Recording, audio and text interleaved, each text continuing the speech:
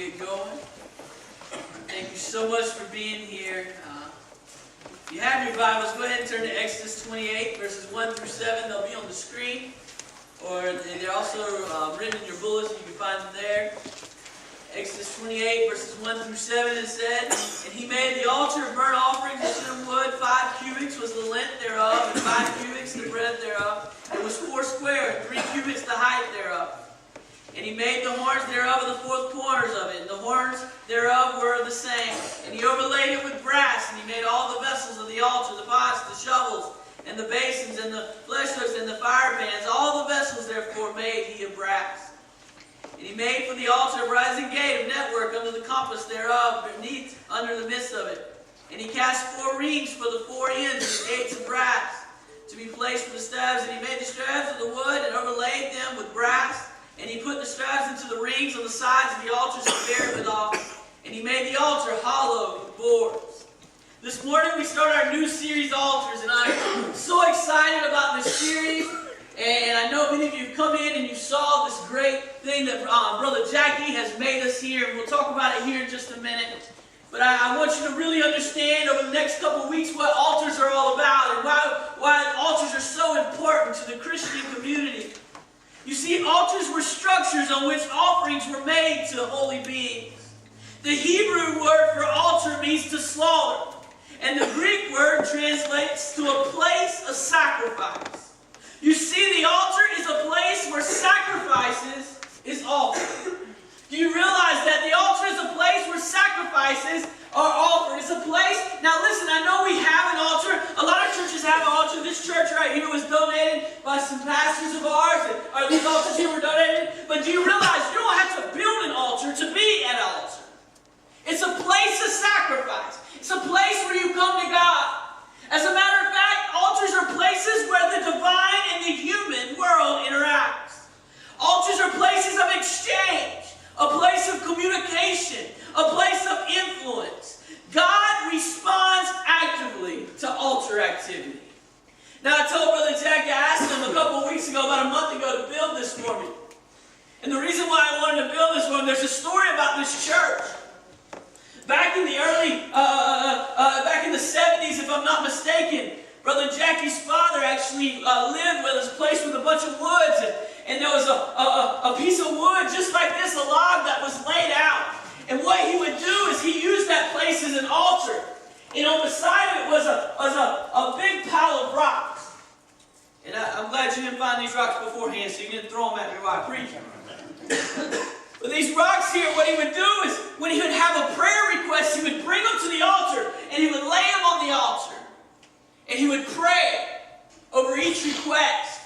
And then I love it because he didn't stop there, because when the request was answered, he would take the rock off the altar and he would put it in a pile beside the altar that showed the blessings, because a lot of us forget that God is going to answer, maybe not in our time, but he will answer those requests. And every time he looked at those rocks, he realized that God was still in control, that God still moved in a mighty way. Well, this just didn't stop with him, because the church began to do this. And I was told that there was a big pile of rocks on the side of it, the prayer requests that were answered during that day. You see, the altar is a place that we come to God and communicate with him.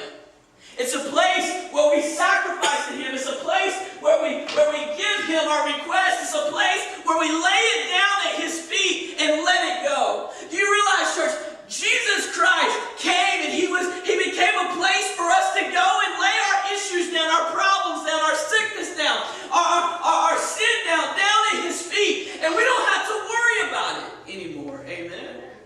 That's right. Amen. We don't have to worry about it anymore. We just lay him at his feet and he takes care of them. You see, the altar is a very important part of our life. It was a very important part of the tabernacle also. You see, in Exodus, there was a tabernacle that was being built. And to build this tabernacle, they were given a plan straight from God. You see, it had to be built a certain way. It started with a single entrance to God, with a design called the Eastern Gate. The gate represented Jesus, as he is the door to come to God. But after you got past the gate, there was a place of sacrifice. An altar See, a lot of us, I love it. Isn't it great when you feel the presence of God? Amen. That's awesome. It's a great experience. One of the greatest things happened to me this weekend. I got a phone call from my parents, and they actually found some CDs that were stacked up. Now, these CDs, they were put in these regular cases, but it was actually the revival that I got saved at. And it was the preaching and the music and everything. I'm so excited about it. And there's about 6 CDs, 6 or 7 CDs that are stacked up at my house, and I've already started listening to them. But it's the revival that I got saved at, and it's the music. Some people that, like Sister Suggs and Sister Trudy was singing, Sister Myrtle, and I'm not mistaken, Brother Jackie, and a couple of the other ones were singing, and Sister Sherry, one of the first times that she sung in church was during that week. And it's so amazing because I have these CDs now, and I think about that night that I stepped into the presence of God, and God changed my life forever. But I had to realize, before the presence of God ever came to me, I had to sacrifice. See, a lot of us just want to jump into the presence of God, right? We want to jump into that style of worship like Brother Gonzalez was talking about. But do you realize, if you want to be changed by the Spirit of God, there has to be a sacrifice in your life. There has to be something that you let go. Listen, I love it because some of us can't worship because we're worried about what other people think. Stop doing that. Sacrifice that. Give it to God and say, God, I don't care who's around me, but I'm going to worship Jesus Christ. Some of us can't come to a place of salvation because we're worried about what people will think. We're worried about what we have to give up. But church, I'm telling you, the things that you have to give up compares nothing to the things that God wants to give. He wants to change your life forever. I'm not the type of pastor that tells you that, because I think we got it messed up. I think we come to find out that life is hard. Amen. Young people, life's hard. I know you want to get out of school. I wanted to get out of school too, man. I'm getting out of school. I'm getting out of school. I'm getting out of school. I was so excited, and now I want to go back to school. Amen. Some of you that graduated high school or college, you know what I'm talking about. You're like, man, I want to get out of school. I want my freedom, right? I want to be 21. When I get 21, everything will be all right. I can do whatever I want to do. And then you realize you got to start paying bills. Then you realize that you got to start taking care of your house. Amen. You got to cut your own grass. Not because your mom and dad told you to, because if you don't, it looks bad outside, right? You have to take out your own trash. If you don't, your house will start stinking. Amen. You see, you realize when you grow up that sometimes you have to give a little before you can ever get. And church, we've got to get into a lifestyle of giving. And that's what the altar is all about. The altar is a place of giving. Giving back to God. Giving back to Him. You see, this place of sacrifice was the first thing they saw when they entered the gate. Do you realize that nothing of real value comes to us without real sacrifice? Nothing of real value comes to us without real sacrifice. Some of you that are married, do you remember when you had to buy that engagement ring? That was the biggest purchase of my life before then. I'll never forget that, man. I was so excited. Sister Courtney went with me. Amen. And that was dumb because she was a girl, and at that time she was only like 13 years old. So if it was big and shiny, she said you had to get it. I walked into that door and I thought I was the big man on campus, and now I know they looked at me and said, "Sucker." I walked over to that ring and I said, "I want that one." And he said, "You sure?" And I said, "Yeah." He said, "We can do that for you." Then he told me the price. Took all my savings, amen. But I realized because I loved her so much that I wanted to sacrifice to show her how much I loved her. Now listen, I know J-Lo said money can't buy love, whatever. But I also understand that when you love something, you don't mind sacrificing for it. You don't mind sacrificing for it. As a husband, there's things that I have to sacrifice so I can show my wife how much I love her. There's things that she has to sacrifice to show how much she loves me. And church, we've got to get to a place where we come to the altar, because if we truly want the true value of God, there's some things that we have to get rid of. There's things that we can't do that we used to do. There's things that we can't be, places we can't be that we used to go. There's shows that we can't watch that we used to watch, because we come to this place and we realize it's not about how we feel anymore. It's about how God feels. It's about the glory of God. It's about the purpose of God. It's about the will of God. So we have to come to the place of sacrifice, the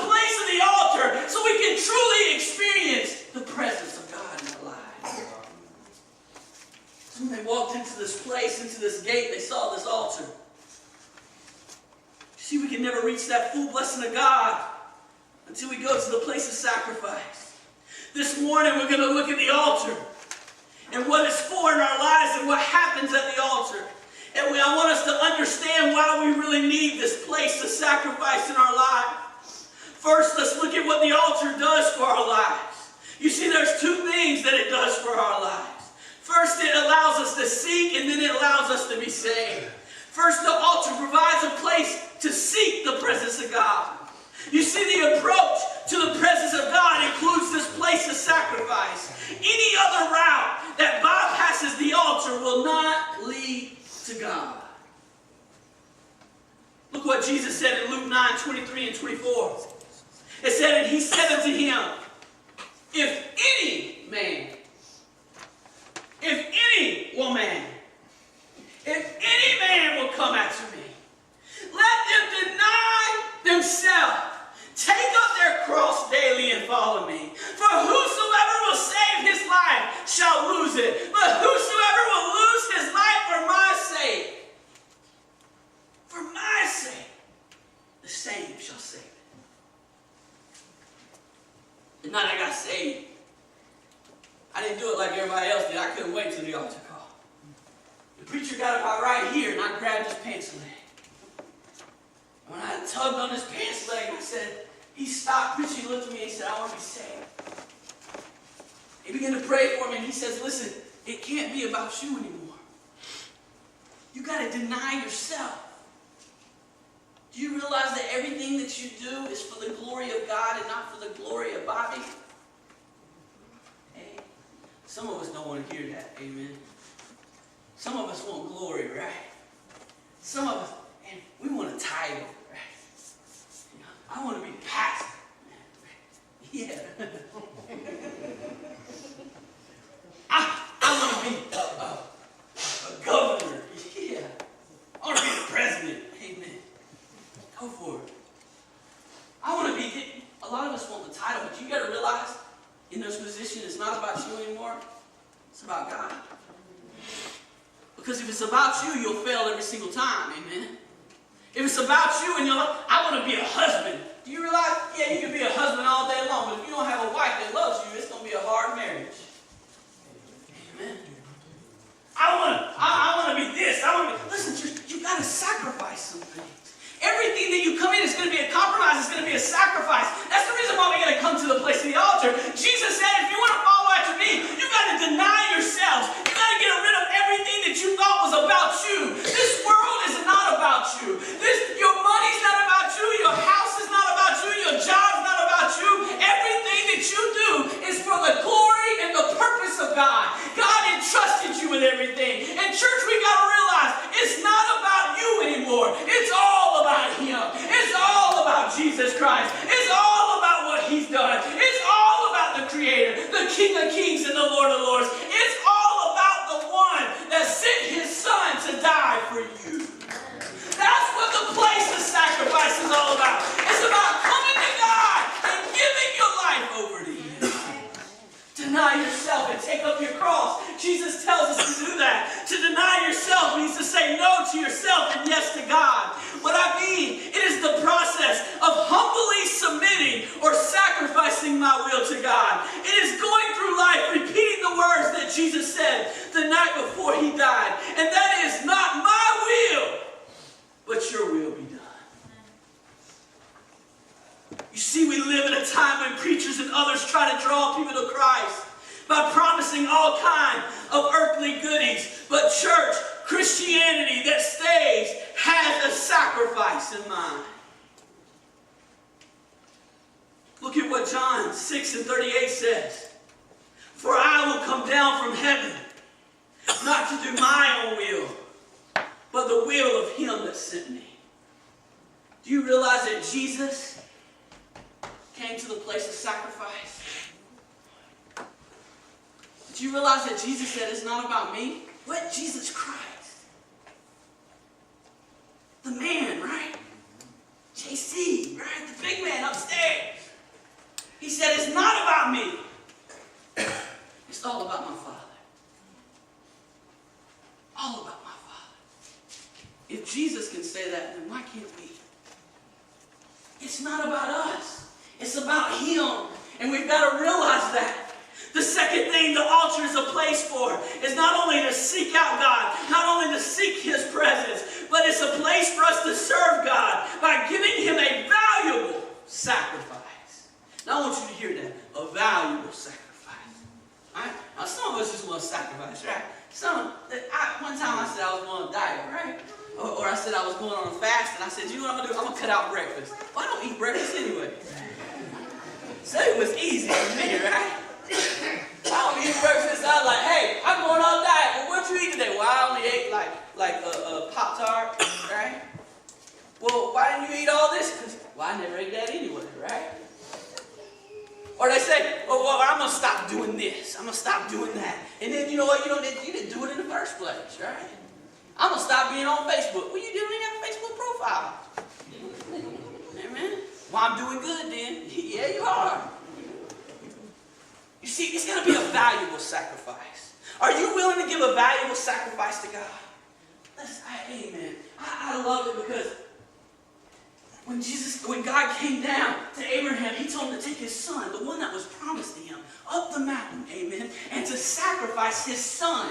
Now listen, I know you think you got valuable stuff. I know you think you're doing all this, but what if God asked you to sacrifice your son for Him? What if God asked you to sacrifice your life for Him? Would you be able to get that valuable, and listen, that valuable sacrifice to Him? Because church, that's what God is asking us to do. A valuable sacrifice. Listen, you know what the best valuable sacrifice you can ever give Him is your whole self. Because we think we all that. Amen. Some of us think we're better than anybody else in this world. Some of us love me more than anybody else. But you know what? God says give me to Him. Some of us love our job more than we love God. Amen. Some of us love the Clemson Tigers more than we love God. You know how I know that? We spend more money on that stuff than we do ever giving to God. Some of us love hunting. Some of us love fishing. Some of us love all this other. Some of us love our wife more than we love God. And listen, a wife's not a bad thing. A husband's not a bad thing. But when you put it before God, then you need to get back to your knees and start praying to God. Because God needs to come first in everything that you have. God needs to be the center of it all. He needs to not only be the center, He needs to be the first, He needs to be the last. He needs to be the one that you're giving everything to. Because you realize without Him, you would have nothing anyway. That's right. Amen. David, I love the scripture here. David and Samuel 24 and 24, 2 Samuel 24 and 24, David said this, and the king said in a right name, but I will surely buy it of thee at a price. Neither will I offer burnt offerings unto the Lord my God of that which does not cost me nothing. You know what, church? A lot of us is trying to give God stuff that don't cost us anything. We give Him 2 hours on Sunday because we ain't got nothing else to do. Amen. I knew you'd be quiet on that one. We decided to go to church on Wednesday night because DVR will record something for us. We decided to go help out and serve because there ain't no football game on this week or no baseball game on this week. Hey, man, I ain't even going to go there about the Super Bowl. Hey, I love football. But you know what? We would rather love that more than we love God. Well, I prayed when I got there. What'd you pray? I hope my team wins. Amen. It's kind of funny that Clemson and Carolina both praying for their team to win. Who loves God more? We don't know. You see, it's about giving God all His glory. We've got to give something that don't just cost us. That don't cost us nothing. Do you realize that Cain and Abel, that was their problem? They both gave to God, but one gave because he gave all that he had. He gave the very best. He gave the first. But the other one gave. He gave them the littlest, the least part, the last helping of it. He gave it to him. And guess what, church? What happened? One got blessed and the other didn't. And the other one got jealous. And then what did he do? He went and killed his brother. And church, do you realize when you stop giving God a valuable sacrifice, you start running from God? David said, I'm not going to give Him something that don't cost me anything. I'm going to give Him the very best. I'm going to give Him all that I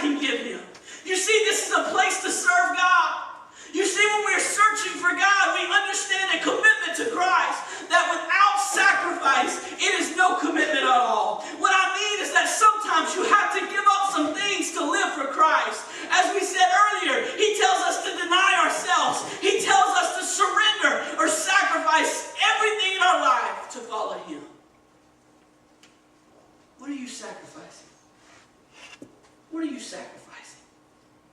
Now that we know what the altar is for, we need to see what happens at the altar, and I love this part. You see, when you come seeking the presence of God and serving Him by giving a value sacrifice to Him, then Paul spells it out very quickly in Romans 12:1. He tells us that when you give yourself as a living sacrifice, you truly worship who God is. Amen. Read the scripture. I beseech you, therefore, brother, by the mercies of God, that ye present your bodies what? A living sacrifice, holy, acceptable unto God, which is your receivable service. Now this word, a living sacrifice, a lot of you say, man, that's crazy. How can it be a living sacrifice? As a matter of fact, God wants us to come to the altar, amen, and lay ourselves down at the altar. But the only problem with that is when we become a living sacrifice, when things get hot, what do? We move from it. He says you got to come daily. A living sacrifice. A living sacrifice. And that's what true worship's all about. When your life, everything that you do shows the glory of God. It's hard. Amen. I'm your pastor, and I'll tell you it's hard. I tell people all the time, I'm not perfect.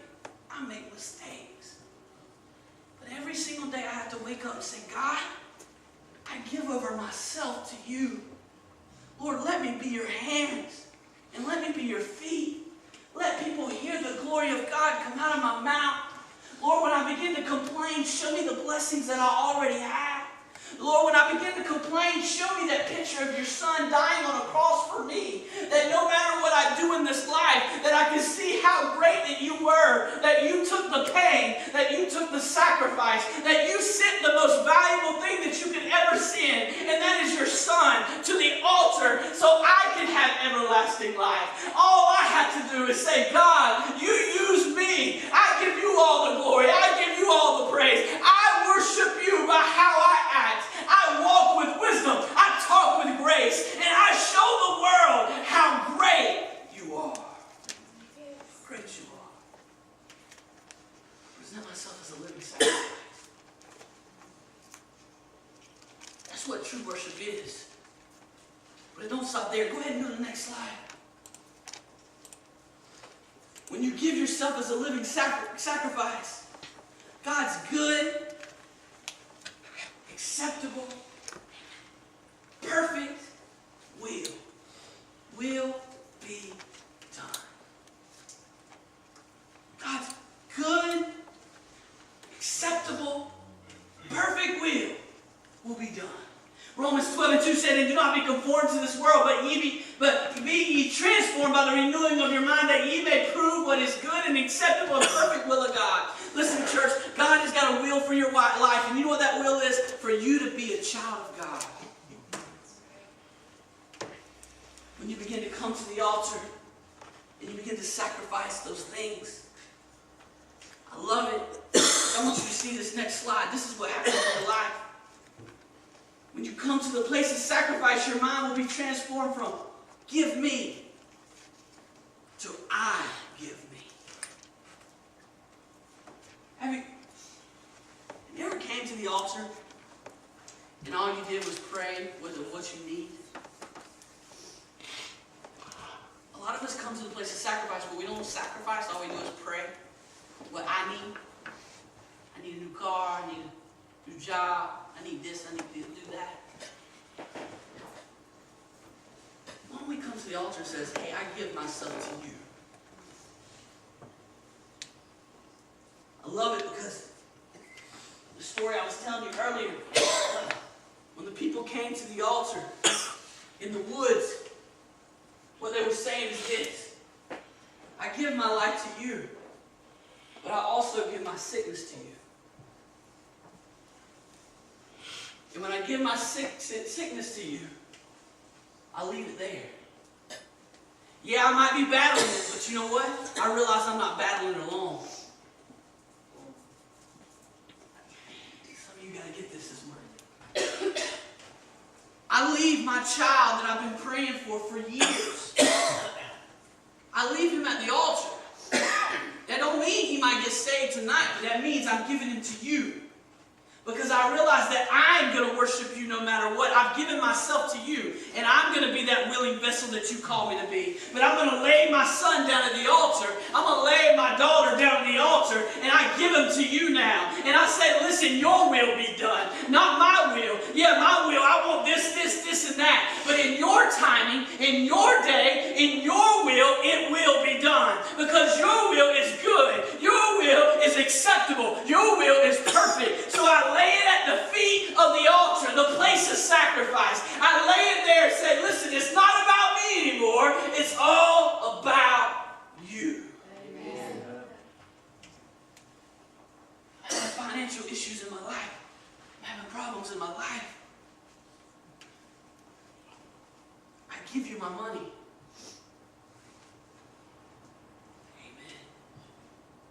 I'm going to do what you told me to do. I'm going to pay my tithes. I'm going to give my offerings. I'm going to do what you called me to do. But I'm going to lay down my bills. I'm going to put them down at the altar. It don't mean I ain't going to pay them, amen. Don't be going and say, hey, I left my bills at the church. I ain't paying them no more.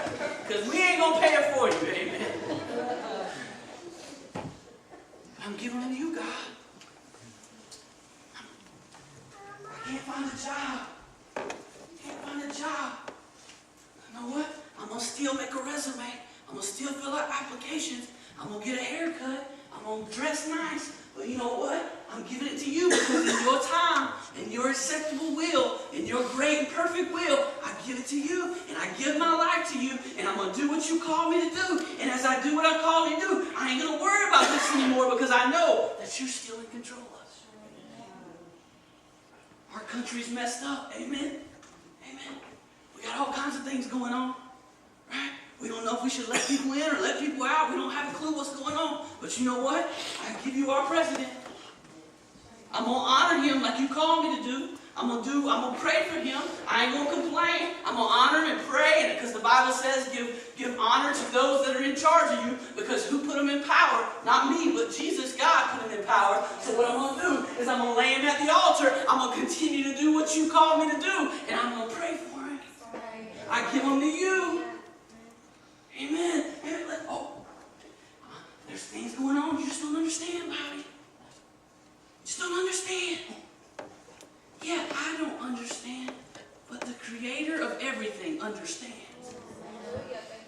The King of Kings, He understands.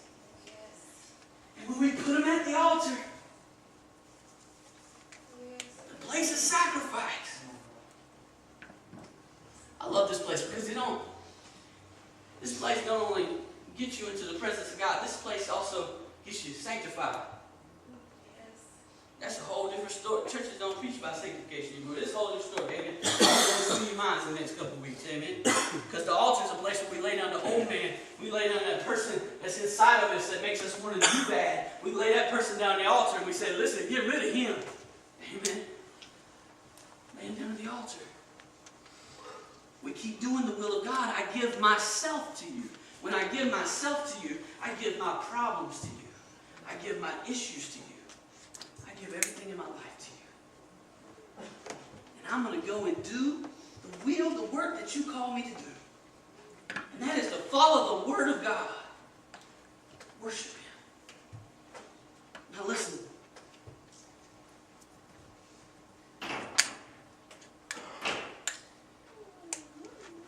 I'm going to start this morning before we go into our altar call. I'm going to start. I don't know if you know this. Sister Leah that used to come to our church. Any minute now, she's going to be in heaven. Any minute now, she's going to be in heaven. As I was talking to Sister Leah, you know what she told me Wednesday night? I've already given her to God. I want her to stay. I've laid her down at the feet of Jesus. I love the song that Sister Trudy used to say. Some of you probably never heard it before. I'm a winner either way. If I go or if I stay. Thank God I'm a winner either way. Sister Courtney's done been to the hospital twice, including last night. But some of you read her Facebook post. If you didn't read it, I ask you to go and look at it. If you don't have it, I want you to look at it anyway. She said, my God heals. I've given it to Him. I might be fighting it. I might be in pain. I might be struggling. I give it to Him. Brother George found out this week that he's having seizures. You know what he told me Thursday? Listen, I give it to God. He said, I'll be back to play the guitar because God gave me that talent. And because He gave me that talent, I'm giving it to Him. He's helped me this far, and I'm going to give it to Him. I'm going to lay it at the feet of Jesus, and He's going to take it. I give it to Him. This week, I have been battling, you can ask my wife, I have been battling depression left and right this week. There's days that I didn't want to get up and do anything this week. But every single morning when I begin to talk, I begin to say, God, it's not about me. Yeah, I might be depressed, but you bring joy. You bring peace. You bring all these great things, these great blessings that come from God. So when I get into that mind, when I get into that thing, I lay it down at the altar and say, God, you take that from me. Because listen, depression is not a gift from God. It is a gift from the enemy. And I lay it down at the feet of Jesus and say, God, let me be your glory. Let me be the one. Let me show who you are, not who I am. Don't let me walk around and be depressed all day. Let me show God. Let me show God through me.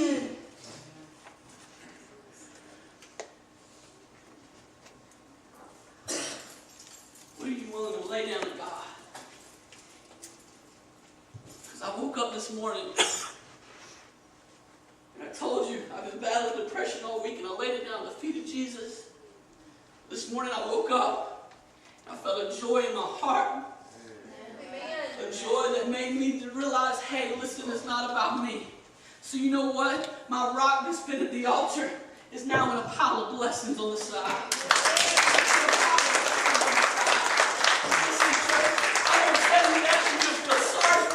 I don't tell you that, but I want to tell you that because I go through things just like you go through things. And I want to tell you, if we lay it down at the feet of Jesus, if we lay it down at the place of sacrifice, if we transform our mind and don't say, give me, but I give me to you, I give me to your glory, I give me to what you need to be done, I give me not on how I feel, but on how great you are, I give me. He will make sure that we'll have a pile of blessings like we've never seen before. I think about the Tuesday mornings that Sister Marilyn come in and praying for her grandchildren, and they begin to get saved one after another, after another, after another. And praise be to God, there's a lot of rocks piling up because God is moving in mighty ways. I think about some of you, Sister Jean Glean, who they didn't know she had a transplant that needed to be done. Many times they didn't think she was going to make it, but now there's a rock because she has been healed. She has been touched. Brandon, he's been having so many issues, but he praised God. There's a rock here on the side because now he can be able to get up in his wheelchair again. 2 months ago, he didn't think he was going to be able to get up in his wheelchair for the pain. But praise be to God, there's a rock of blessings beside the altar because he gave his life and didn't say, give me, but I give you me. And God has changed him in a mighty way. Are you willing to give? Are you ready to give? Give to the altar. I'm going to let you know when you give to the altar, there's going to be a fire that you walk through. Because at the altar of sacrifice is usually something burning. There's going to be a fire. It's going to get hot. The devil's going to come at you left and right. Listen, I know you want me to tell you that Jesus loves you. He does love you. I know you want me to tell you that Jesus blesses all the time. He does bless us. But you're going to have to walk through some junk. Amen. The best looking flowers have to go through manure before they ever bloom. Amen. Your life's going to have to go through... I'm stopping right there. Before it ever bloom. But when you make it through,